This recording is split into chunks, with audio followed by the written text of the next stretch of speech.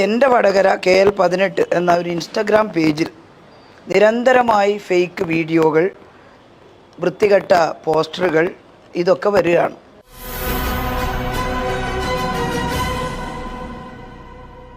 നമസ്കാരം. News globe ടിവിയിലേക്ക് എല്ലാ പ്രേക്ഷകർക്കും സ്വാഗതം. എന്താണെങ്കിലും ഇന്നലെ നമ്മുടെയൊക്കെ വിലയേറിയ സമ്മതിദാനാവകാശം നിർവഹിച്ചു കഴിഞ്ഞു.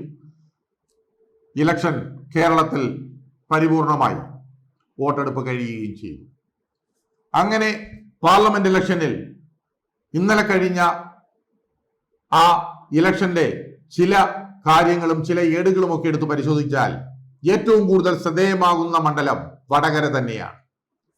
വടകരയിൽ രാവിലെ മുതൽ തന്നെ എല്ലാ ബൂത്തുകളിലും കണ്ട അഭൂതപൂർവമായ വോട്ട് ചെയ്യാൻ വേണ്ടി വരുന്നവരുടെ തിക്കും തിരക്കും. അതുമാത്രമല്ല, അവിടെ ഏറ്റവും കൂടുതൽ ബൂത്തുകളിൽ വരുന്നത് ചെറുപ്പക്കാരായിരുന്നു. മറ്റെങ്ങുമില്ലാത്ത വിധത്തിൽ, കേരളത്തിൽ മറ്റൊരു ബൂത്തുകളിലും ഇല്ലാത്തതുപോലെ വടകരയിലെ ബൂത്തുകളിൽ, അല്ലെങ്കിൽ വടകര പാർലമെന്റ് മണ്ഡലങ്ങൾ ഉൾപ്പെടുന്ന സ്ഥലങ്ങളിലെ നാദാപുരം, തലശ്ശേരി തുടങ്ങിയ സ്ഥലങ്ങളിലെ എല്ലാ ബൂത്തുകളിൽ ഏറ്റവും കൂടുതൽ ചെറുപ്പക്കാരാണ് വന്നുകൊണ്ടിരുന്നത്. അതുമാത്രമല്ല, തലയിൽ തട്ടമിട്ട മുസ്ലിം സ്ത്രീകളും മുസ്ലിം യുവതികളുമൊക്കെ ധാരാളമായി ബൂത്തുകളിലേക്ക് ഒഴുകിക്കൊണ്ടിരിക്കുന്നു. രാത്രി 9 മണിയായിട്ടും അവിടുത്തെ വോട്ട് എടുപ്പ് അവസാനിച്ചിട്ടില്ല. കാരണം വോട്ട് ചെയ്യാനെത്തുന്നവരുടെ നീണ്ട നിര തന്നെയാണ്. 6 മണിക്ക് പോലീസ് ഗേറ്റൊക്കെ ക്ലോസ് ചെയ്തെങ്കിലും അവിടെയുള്ള ആ നീണ്ട നിര മുഴുവൻ അത് സൂചിപ്പിക്കുന്നത് ഷാഫി പറമ്പിലിന്റെ വിജയത്തിലേക്കാണ്. വടകര മണ്ഡലത്തിൽ സംഭവിച്ച 2-3 കാര്യങ്ങൾ. ഒന്ന്, ഇലക്ഷൻ പ്രചരണം ചൂടുപിടിച്ചുകൊണ്ടിരിക്കുന്ന സമയത്ത് നാദാപുരത്തുണ്ടായ ആ ബോംബ് സ്ഫോടനവും അതിലുൾപ്പെട്ടിരിക്കുന്നത് CPM-ന്റെ ആളുകളാണ് എന്നുള്ള ആ ഒരു തിരിച്ചറിവും ജനത്തിനു മനസ്സിലായി. വീണ്ടും ബോംബ് രാഷ്ട്രീയം വേണോ എന്നുള്ള ഒരു ചിന്ത വടകരയിൽ എങ്ങും, അല്ലെങ്കിൽ വടകര പാർലമെന്റ് മണ്ഡലത്തിൽ എങ്ങും പരന്നിരുന്നു ആ സമയത്ത്. അതിന്റെ അലയൊലികൾ വന്നുകൊണ്ടിരുന്ന സമയത്താണ് ആവശ്യമില്ലാത്ത ഒരു കാര്യത്തിന് ശ്രീമതി ടീച്ചർ ഒരു വെടി പൊട്ടിച്ചത്. അതും ഒരു പച്ച നുണയായിരുന്നു. അത് തിരുത്തി പറഞ്ഞത് അതിലും വലിയ കുരിശായി. ആദ്യം ശ്രീമതി ടീച്ചർ പറഞ്ഞത് തന്റെ പ്രോൺ വീഡിയോകളൊക്കെ ഇറങ്ങുന്നു, അതുപോലെ തന്നെ അശ്ലീല വീഡിയോകൾ, അശ്ലീല പോസ്റ്ററുകൾ ഇതൊക്കെ ഷാഫി പറമ്പിലാണ് ചെയ്യിക്കുന്നത്, കൂടെയുള്ള ഒരു സംഘം ആളുകളാണ് എന്നൊക്കെ പറഞ്ഞു.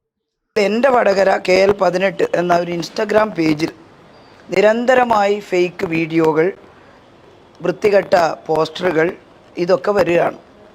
ആദ്യം തന്നെ ചെയ്തത് ഒരു മോശമായിട്ടുള്ളൊരു ചിത്രം, ഒരു പൊർണോ ചിത്രത്തിൻ്റെ തല മാറ്റിയിട്ട് എൻ്റെ തല അവിടെ ചേർത്ത് മോർഫ് ചെയ്തുകൊണ്ട് പേജുകളിൽ എത്തിച്ചു. കുടുംബ പേജുകളിലാണ് അധികം എത്തിക്കുന്നത്.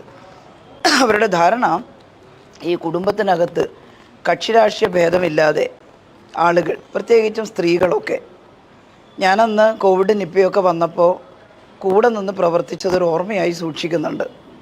വലിയ പ്രയാസം ജനങ്ങൾക്കുണ്ടായപ്പോൾ ആരോഗ്യവകുപ്പ് മന്ത്രി എന്നുള്ള നിലയിൽ എൻ്റെ ഉത്തരവാദിത്തമാണ് ഞാൻ നിർവഹിച്ചത്. ആരും ഭയപ്പെടേണ്ട, ആരോഗ്യവകുപ്പിനെ പൂർണ്ണമായി സജ്ജമാക്കിയിട്ടുണ്ട് എന്ന സന്ദേശമാണ് കൊടുക്കാൻ ഞാൻ ആഗ്രഹിച്ചിരുന്നത്. അതിന് ഫലം ഉണ്ടാവുകയും ചെയ്തിട്ടുണ്ട്. അത് കണ്ട് ഭയന്നിട്ടാവാം, അങ്ങനെ ഒരു സപ്പോർട്ട് എനിക്ക് കിട്ടുന്നു എന്ന് തോന്നിയത് കൊണ്ടാവാം, കുടുംബ പേജുകളിൽ, ഗ്രൂപ്പുകളിൽ ഈ അശ്ലീല ചിത്രം ആദ്യം തന്നെ പ്രചരിപ്പിച്ചു. അത് ഏശിയില്ല. കാരണം എൻ്റെ വേഷഭൂഷാദികളോ എൻ്റെ പെരുമാറ്റമോ അതൊന്നുമായിട്ട് പുലബന്ധമില്ലാത്തതാണെന്ന് ഈ മണ്ഡലത്തിലെ മാത്രമല്ല സംസ്ഥാനത്തിലെ ജനങ്ങൾക്കെല്ലാം അറിയാം. അവരുടെ ഇടയിൽ നിന്ന് തന്നെ അതിന് വിമർശനം ഉണ്ടായി എന്നാണ് ഞാൻ മനസ്സിലാക്കിയത്. അത് കഴിഞ്ഞപ്പോൾ പുതിയ ചില കാര്യങ്ങളുമായിട്ട് വന്നിരിക്കുകയാണ്. ഇതിനെ ചൊല്ലി ഷാഫി പറമ്പലിനെയും അതേപോലെ തന്നെ UDF-ന്റെ സ്ഥാനാർത്ഥികളെയും UDF-നെ മൊത്തത്തിൽ തന്നെ മുൾമുലയിൽ നിർത്തുന്ന രീതിയിൽ ഇടതുപക്ഷം പ്രചരണം ആരംഭിക്കുകയും ചെയ്തു.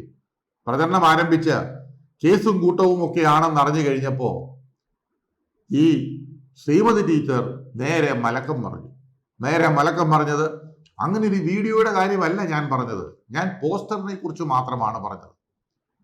അത് കഴിഞ്ഞ് പിന്നെ ഞാൻ പറഞ്ഞല്ലോ, എൻ്റെ ഒരു പോസ്റ്റർ ഇപ്പോൾ വീഡിയോ എവിടെ ചോദിക്കുന്നുണ്ടെന്നാണ് കേട്ടത്. എൻ്റെ പത്രസമ്മേളനം കേട്ടോളൂ. ഞാൻ പറഞ്ഞത് പോസ്റ്റർ എന്നാണ്. വീഡിയോ ക്ലിപ്പുകളൊക്കെ നുണപ്രചരണങ്ങൾ നടക്കുന്നുണ്ട്. പക്ഷേ മറ്റേ ചിത്രം പറഞ്ഞത് ഞാൻ ഒരു പോസ്റ്ററിൽ ഒരു ചിത്രം അതിൻ്റെ തല മാറ്റിയിട്ട് എൻ്റെ തല ഒട്ടിച്ചിട്ട് വികൃതമായി കൊടുത്തിട്ടുണ്ടെന്നാണ്. ആരാ ഈ മനോരോഗികൾ? നിങ്ങൾ മനസ്സിലാക്കണ്ടേ? അതുപോലെ തന്നെ അഭിലാഷ് മോഹൻ എന്ന മാധ്യമ പ്രവർത്തകന്റെ കൂടെ എം.വി. ഗോവിന്ദൻ ഇന്റർവ്യൂവിന് ഇരുന്നപ്പോ എം.വി. ഗോവിന്ദൻ ഒരു കാര്യം പറഞ്ഞു. ആര് പറഞ്ഞു വീഡിയോ ഇല്ലെന്ന്? വീഡിയോ ഉണ്ട്. അപ്പോ ശ്രീമതി ടീച്ചർ അത് കണ്ടില്ലല്ലോ, അങ്ങനെ പറഞ്ഞിട്ടില്ലോ എന്ന് പറഞ്ഞപ്പോ അവര് പലതും പറയും. ഇത് ഞാനാണ് പറയുന്നത്, വീഡിയോ ഉണ്ടെന്ന് പാർട്ടിക്ക് വിശ്വാസമുണ്ട്. ഇതൊക്കെ കേരളത്തിലെ ജനങ്ങളുടെ മുമ്പിലാണ് വിളമ്പുന്നത് എന്ന് ഗോവിന്ദ മാഷയ്ക്ക് ഒന്ന് ആലോചിക്കണം. ഇതെല്ലാം വിളമ്പി കഴിഞ്ഞു, ഇലക്ഷനും കഴിഞ്ഞു, വോട്ടെടുപ്പും കഴിഞ്ഞു. ഇനി ഫലങ്ങൾക്ക് വേണ്ടി നമ്മൾ കാത്തിരിക്കുന്നു. ഏതാണ്ട് ജൂൺ 6-ാം തീയതി വരെ ഈ ഇലക്ഷന്റെ ഫലം അറിയാൻ വേണ്ടി നമ്മൾ കാത്തിരിക്കുമ്പോൾ തീർച്ചയായും വടകരയിൽ നിന്ന് വരുന്ന ഒരു ചിത്രം, വടകരയിൽ സർവേകൾ മുഴുവൻ തെറ്റിച്ച് വടകരയിൽ നല്ല ഭൂരിപക്ഷത്തോടു കൂടി തന്നെ ഷാഫി പറമ്പിൽ വിജയിച്ചു വരും എന്ന് തന്നെയാണ് ഇന്നലത്തെ സംഭവവികാസങ്ങളും ഇന്നലത്തെ ഇലക്ഷനുമൊക്കെ നമ്മളെ ഓർമ്മിപ്പിക്കുന്നത്.